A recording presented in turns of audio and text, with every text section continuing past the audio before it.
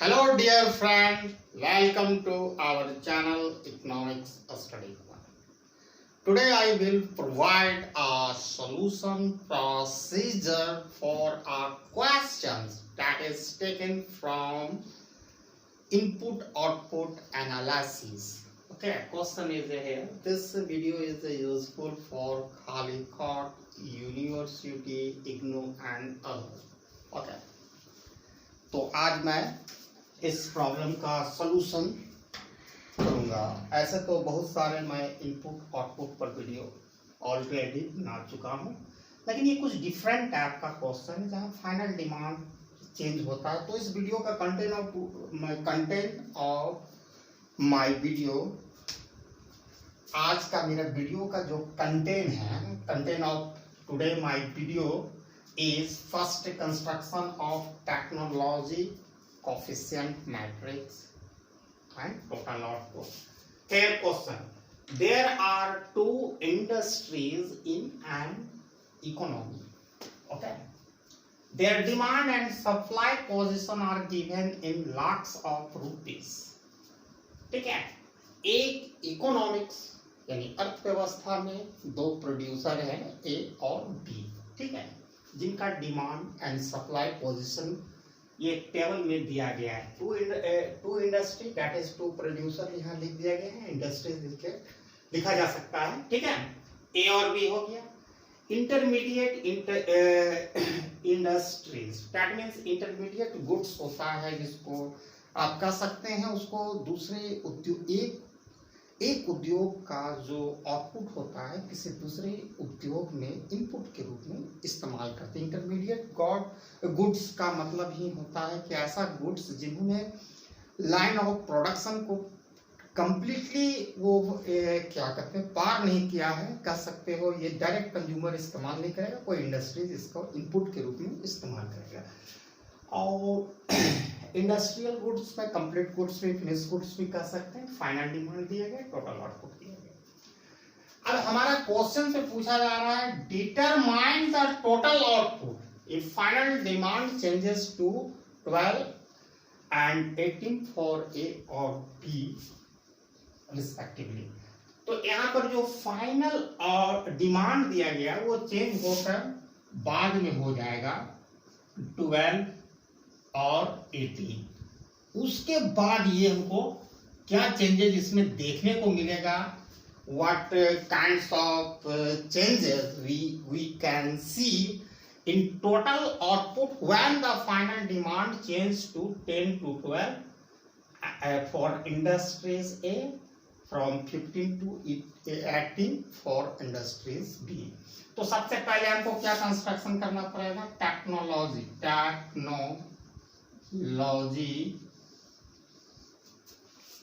Coefficient matrix,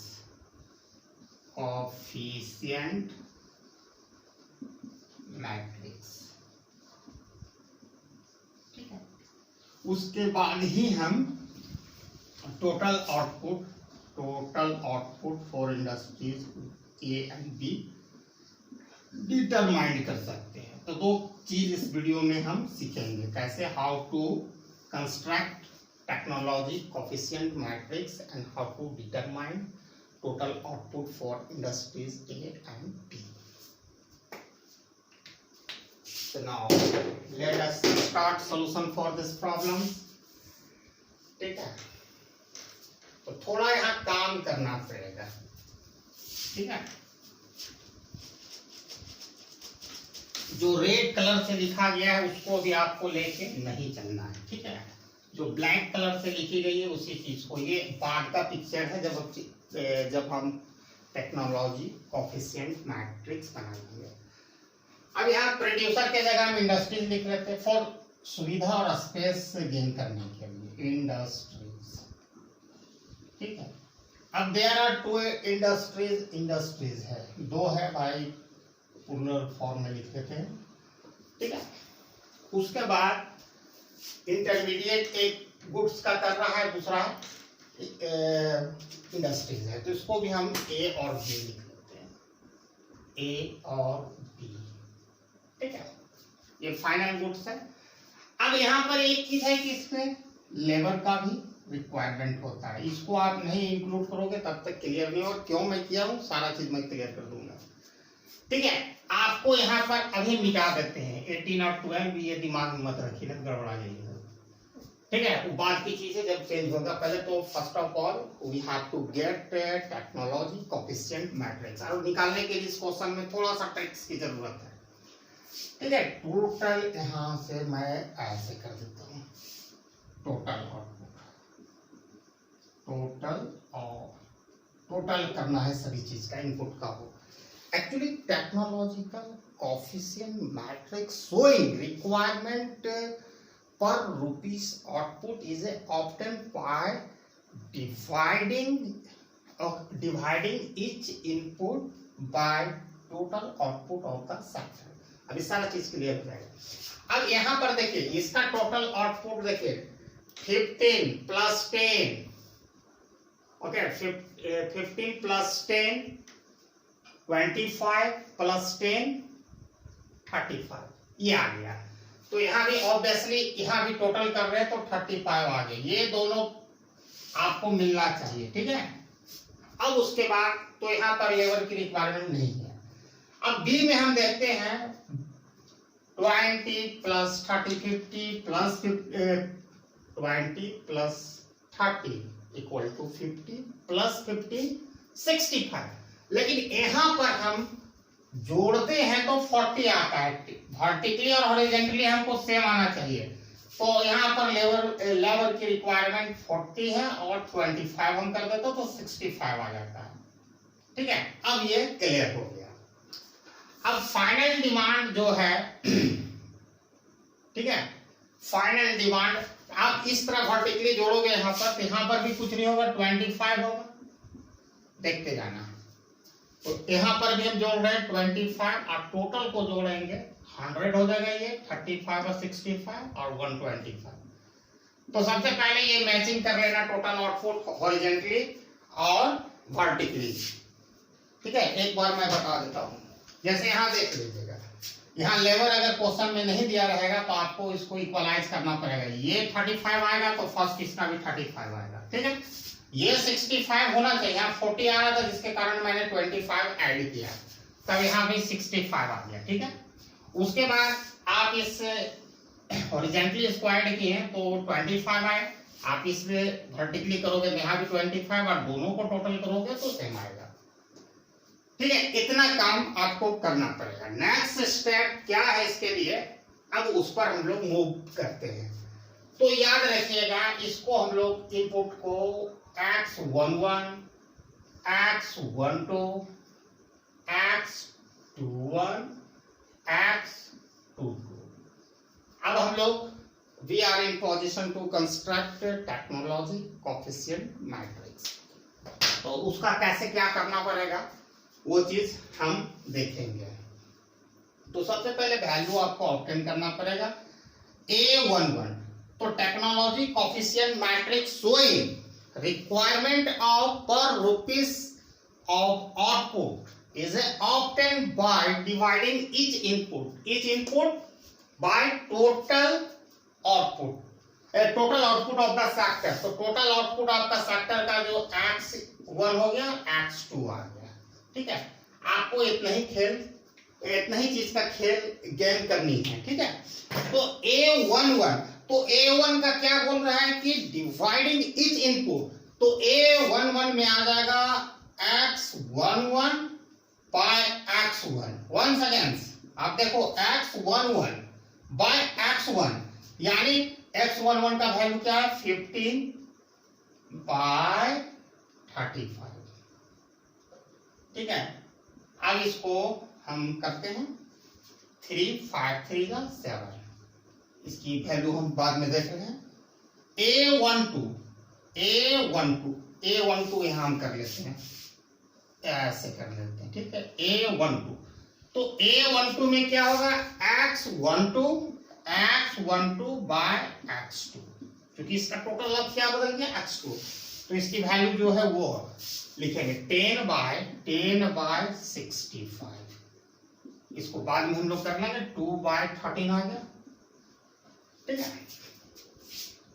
A21, तो that is x21 bye x1, ठीक है, यही होगा x21 bye x1, 20 bye 35, 20 bye 35,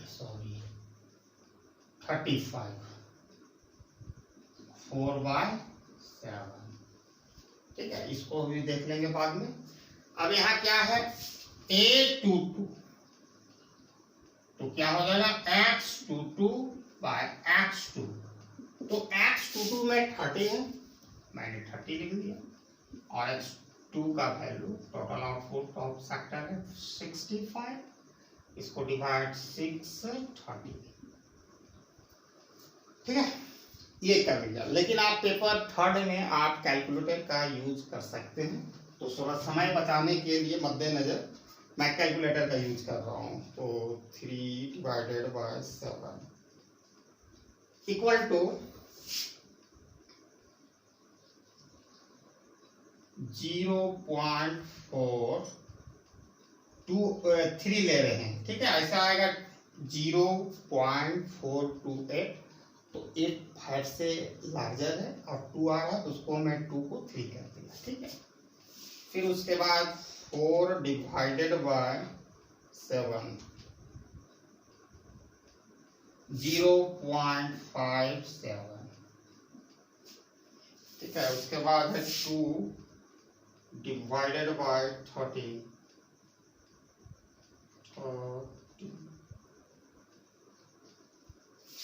0.15, और ये आएगा 6 डिवाइडेड बाय 30 इक्वल टू 0.46, ठीक है, ये हमारा सबका वैल्यू आ गया।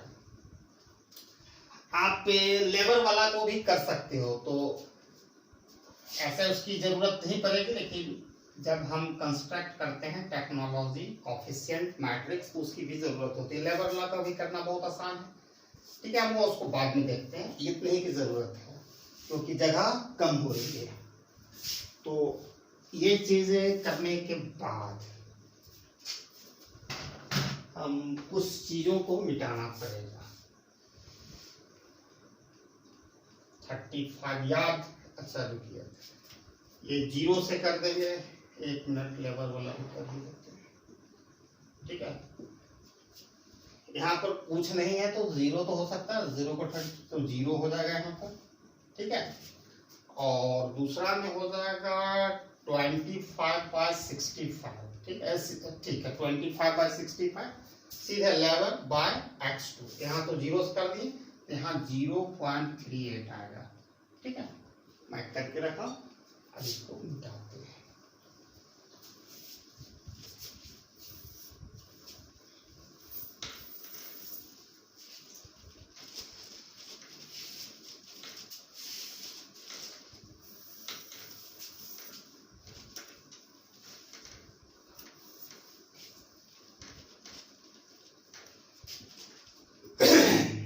फिर लिखेंगे इंडस्ट्रीज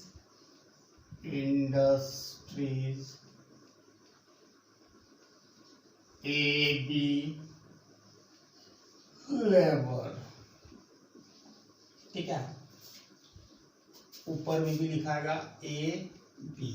अब यहाँ फाइनल डिमांड वगैरह नहीं लिखना है, क्योंकि ये हम क्या बना रहे हैं, टेक्नोलॉजी कोफिशिएंट मैट्रिक्स, कोफिशिएंट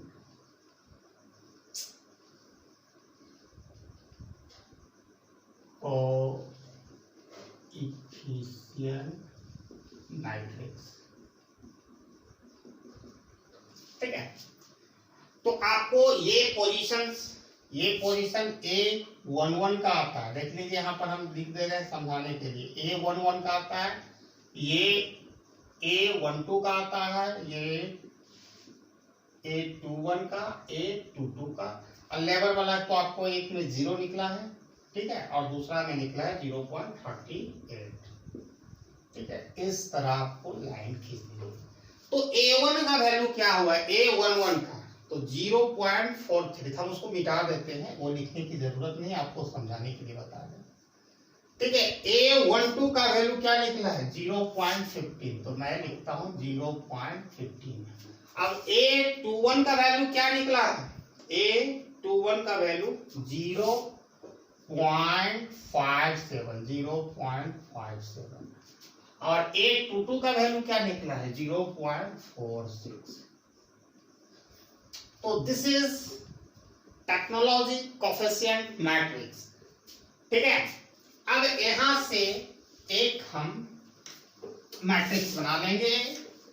ठीक है, जो सिर्फ किसको यूज करेंगे, by using only A11 A12 A21 A22, यानी कहां प्रकार है, एक मिनट, मैट्रिक्स ए।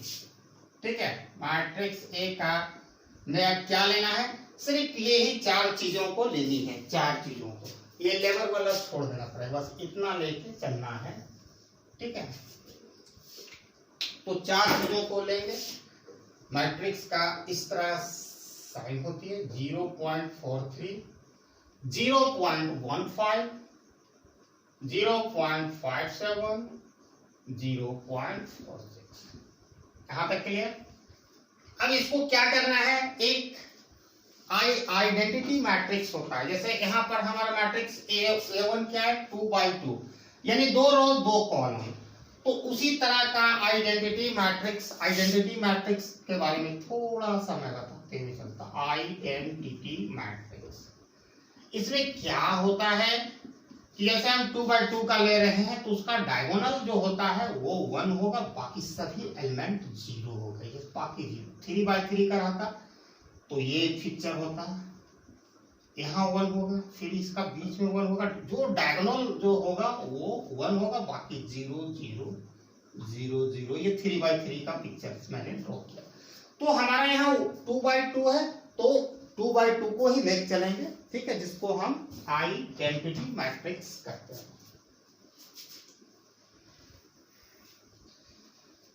तो सेकेंड स्टेप क्या है कि जो हमें प्राप्त हुई है मैट्रिक्स, इसको मैट्रिक्स ए, उसको आई से, दैट मींस आइडेंटिटी मैट्रिक्स से सब्ट्रैक्ट कर देना है ए मैट्रिक्स को। तो आई मैट्रिक्स 2/2 देखिए वहां लिखा हुआ है, मैं वो वही चीज लिख देता हूं 1 0 0 1, यही है जिसका डायगोनल 1 होनी चाहिए, बाकी सारा अदर एलिमेंट 0 होनी चाहिए।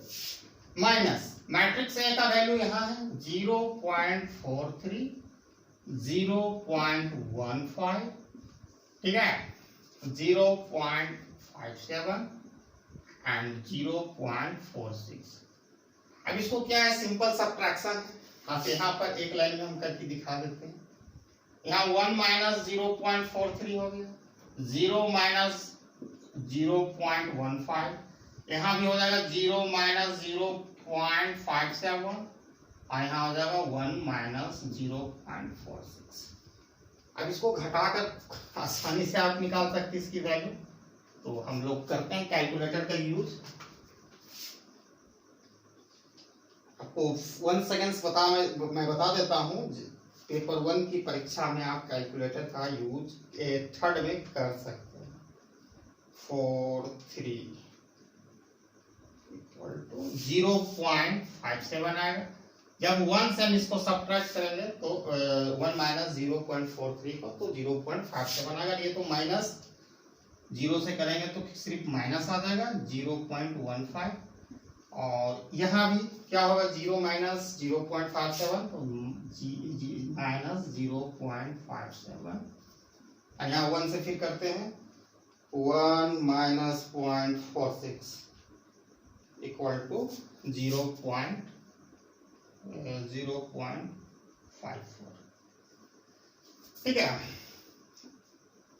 तो A minus I minus A matrix का वैल्यू हमारा निकल गया है। ठीक है, अब इसको क्या करनी है, इसका वैल्यू हम लोग को गेट करना पड़ेगा।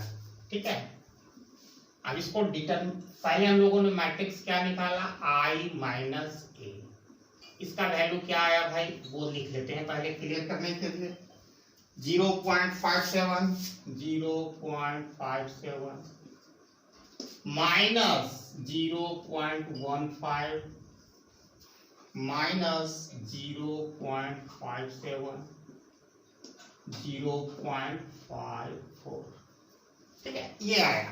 अब इसका डिटर्मिनेंट हो उसका वैल्यू हम लोग गेट करेंगे for in order to whether it is satisfying Simon Hawking condition और नॉट। ये एक कंडीशन होता है, अगर वैल्यू ऑफ डिटर्मिनेंट पॉजिटिव आ जाए a माइनस ए का, तो साइमन हॉकिंग कंडीशन सेटिस्फाइड हो जाएगा। अगर पॉजिटिव वैल्यू आया तभी इसका सोल्यूशन है, otherwise there is no solution for this question. If we get the value of determinant i minus A is negative, ठीक है।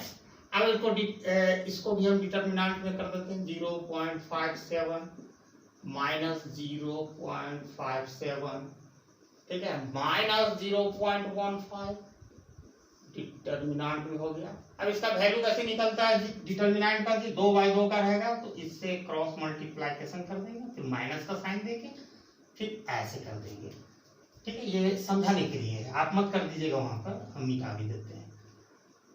तो determinant i minus A equal to करेंगे तो 0.57 क्रॉस मल्टीप्लिकेशन कर रहे हैं इंटू 0.54 माइनस दे देना है, और ये दोनों में माइनस है तो माइनस 0.57 इंटू माइनस 0.15।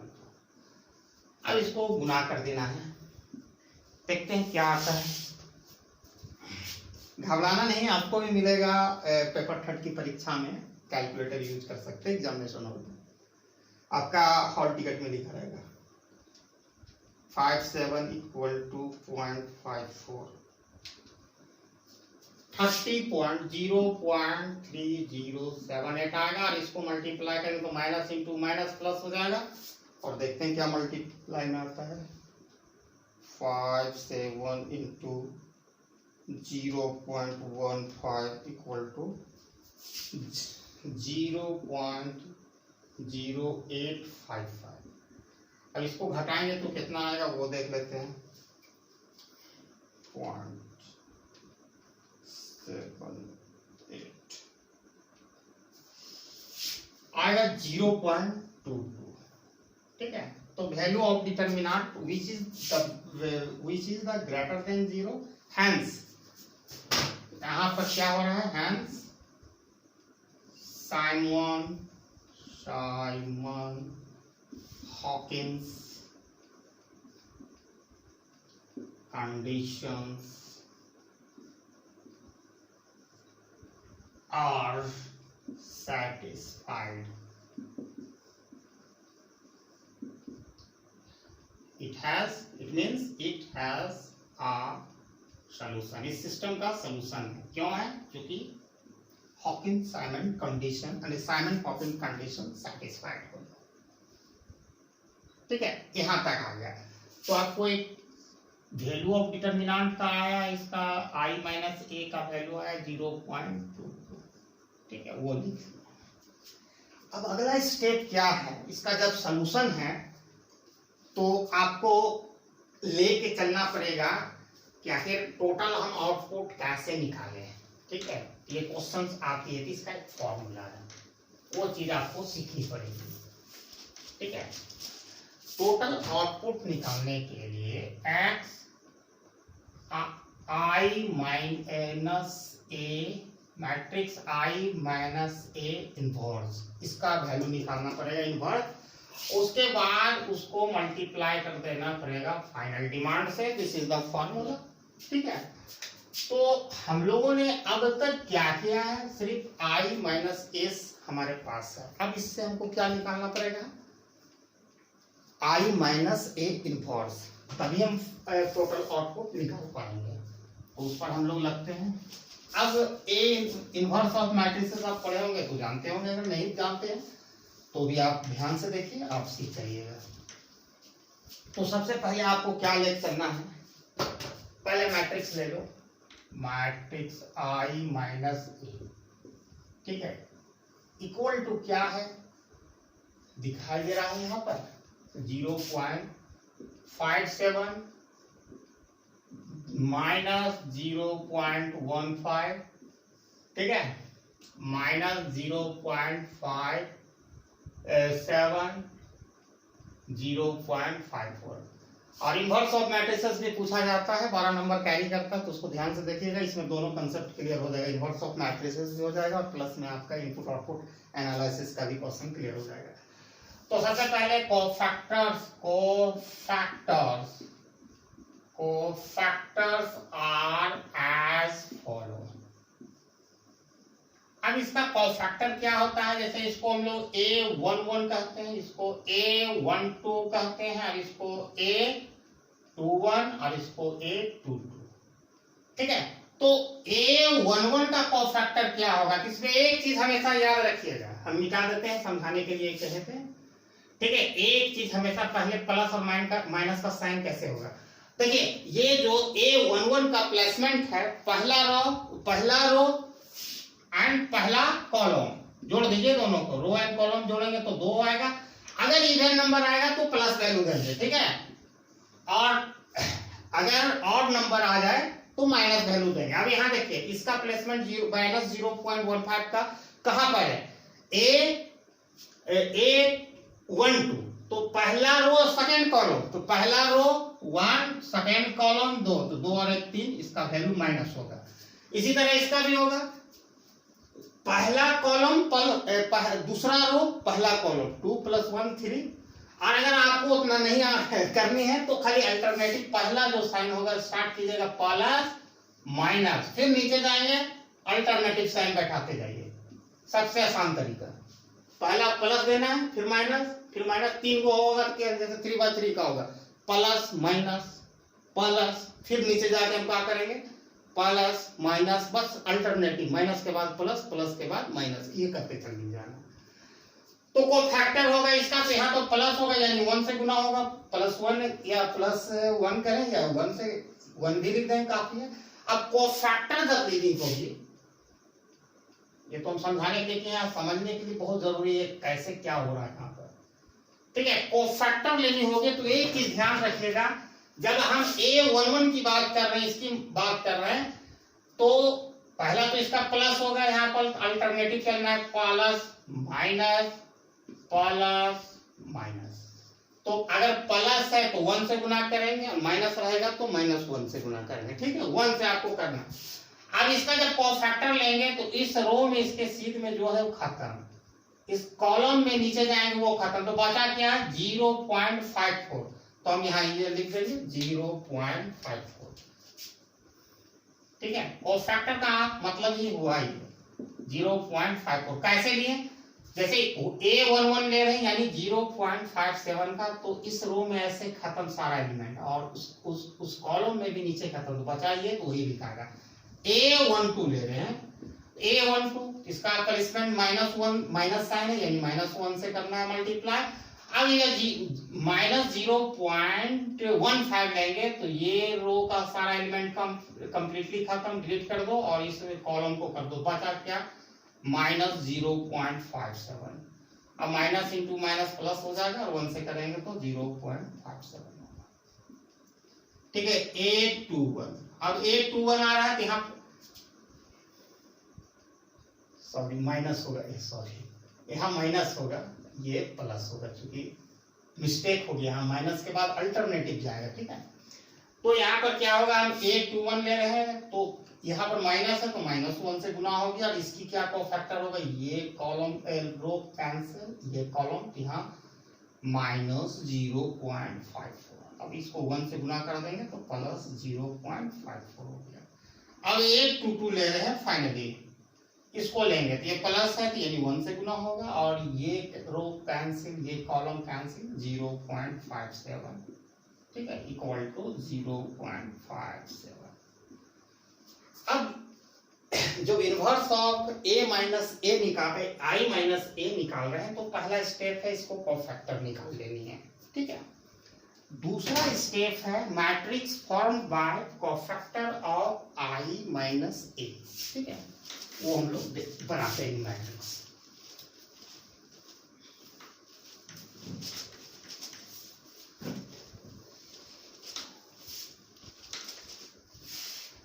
ठीक है, क्या बनाना है दूसरा फॉर्म में, matrix form by cofactor of i minus A. ठीक है, मैट्रिक्स i माइनस ए का जो क्या कोफैक्टर ये आएगा, तो इसको प्लेसमेंट दे देंगे। तो पहला क्या होगा भाई, A11 A12 A21 A22, एकदम हम उसी ऑर्डर में लिखें, आपको सिंपली लिखते जाना है। 0.54 0.57 0.54 0.57, यही है इसका मीनिंग ही है। ऐसे इस तरह आपको ज्यादा समझ में आएगा। A11 A12 A21 A22, इस तरह हम फॉर्मेट में लिखे हैं, सबका वैल्यू तो यहाँ है, तो उसी तरह प्लेसमेंट हम दिए हैं, उसको लिखने की जरूरत नहीं है, आपको हम समझाने के लिए दिया। अब adjoint of matrix, adjoint of matrix I minus A, ये कैसे निकलेगा, आपको ट्रांसपोज कर देना है, ट्रांसपोज। ठीक है, ट्रांसपोज करना है कौन सा मैट्रिक्स को, matrix form by cofactor of I minus A. अब ट्रांसपोज करना बहुत ही आसान है, रो को कॉलम में कन्वर्ट कर देना है। अब ये देख रहे हो, ये कॉलम है, इसको रो बना देंगे। 1 मिनट 57 है यहाँ पर, 542 1 मिनट, थोड़ा सा मिस्टेक हुआ है यहाँ पर, 1 मिनट, इसका है 5157, इसका हो जाएगा 0.015 होगा। ठीक है, तो इस हिसाब से यहाँ पर इसका वैल्यू 0.15 होगा, थोड़ा सा मिस्टेक हो गया। ठीक है, तो कोफैक्टर आप इसको क्या कर ट्रांसपोज करना है, तो ये जो cofactor matrix form by cofactor of I minus A, उसको रो को कॉलम में कन्वर्ट कर देना है, कॉलम को रो में कन्वर्ट कर देना है। तो हम इसी को कर देते हैं। तो ये पहला देखो, ये कॉलम है, इसको रो बना देंगे तो क्या हो जाएगा, इसकी प्लेसमेंट सेम रहेगी, ये यहाँ चला जाएगा 0.54 0.15। ठीक है, दूसरा फिर इसको क्या कर देना है, इसको फिर हम ये रो कॉलम है, इसको रो बना देंगे 0.57 0.57। ठीक है, एडजॉइंट निकल गया। तो A inverse I minus A inverse को इस तरह हम डिनोट करते हैं। उसका बराबर क्या होता है, 1 bye determinant I minus A into adjoint of matrix I minus A। तो सारा चीज का वैल्यू हम जानते हैं, द वैल्यू ऑफ डिटर्मिनेंट 0.22 आया। तो इधर हम चलते हैं, थोड़ा जगह को बनाते हैं।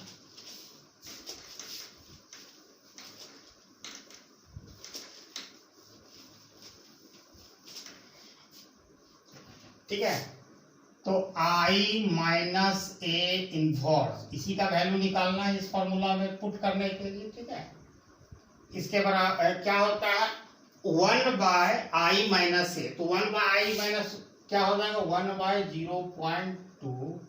क्यों हुआ 0.22, इसका डिटर्मिनेंट का वैल्यू मैंने ऑलरेडी निकाला था। उसके बाद जो मैट्रिक्स एडजॉइंट ऑफ ए आया उससे मल्टीप्लाई करना है, 0.54 0.15 0.57 0.57। अब इसको मल्टीप्लाई करेंगे तो ये अंदर सब में मल्टीप्लाई होगा, सब एलिमेंट से होगा 1 बाय 0.22, वो भी कर लेते हैं हम लोग। तो 0.54 बाय 1 से करेंगे तो 1 बाय 0.22 से करेंगे तो यही फिगर होगा, सब में होगा 0.15 बाय 0.22।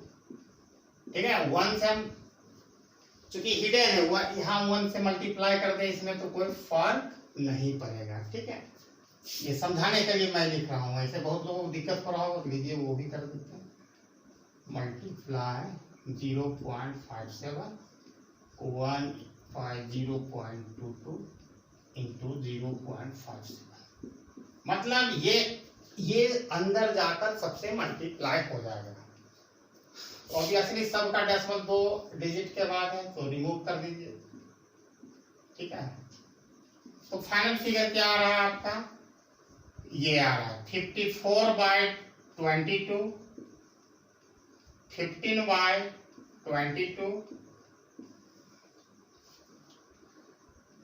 57/22 और 57/22। अब इसको सिंपली डिवाइड कर देंगे और सबका वैल्यू हम ले लेंगे, कैलकुलेटर का इस्तेमाल करेंगे।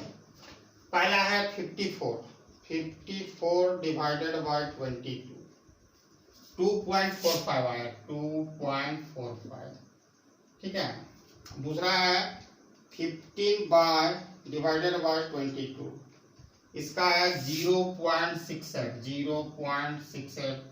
तीसरा है 57 डिवाइडेड बाय 22, इसका आएगा 2.59 और इसका भी दोनों सेम है 57/22, 2.59 आएगा। ठीक है, ये जो वैल्यू आया किस चीज का वैल्यू आया, I माइनस A इनवर्स, जो फॉर्मूला में हमें यूज होगा। ठीक है, तो यहां पर मिटाते हैं और उसका वैल्यू हम लिख लेंगे।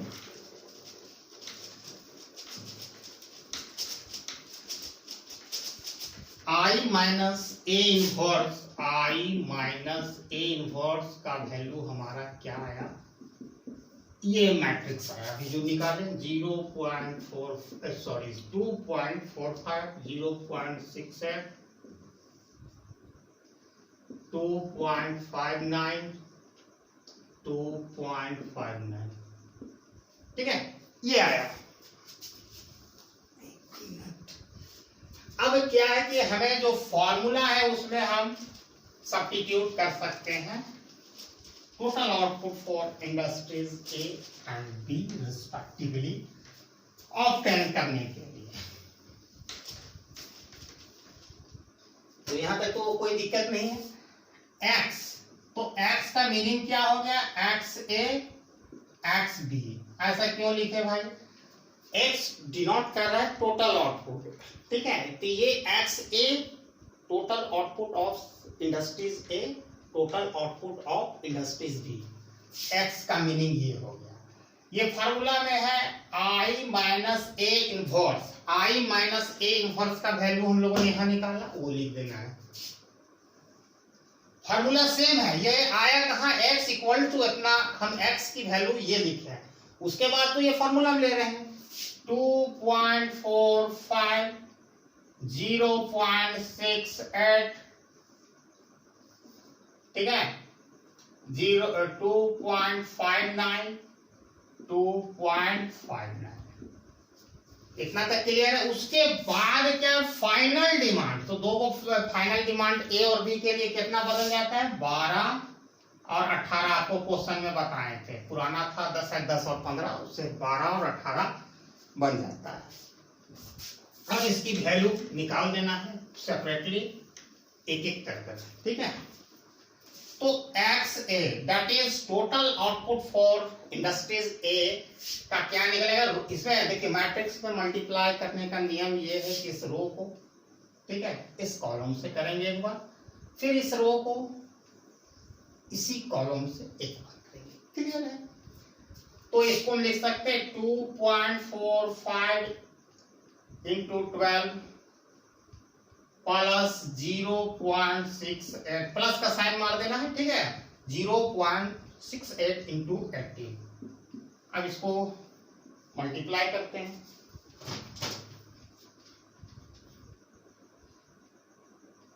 टू 2.45 इंटू 12 तो आता है आपको 29.4 एंड 40 VM लिख सकते हैं, और फिर है G 0.68 इंटू 18 12.24। अब ये दोनों को जोड़ देते हैं, प्लस 29.4 इक्वल टू, ठीक है, 41.6। This is total output of industries A. निकाल लिया वैल्यू। अब इसी तरह एक्स भी निकाल देते हैं। तो क्या इसको अब इस कॉलम से मल्टीप्लाई करें, 2.59 इंटू 12 प्लस 2.59 इंटू 18।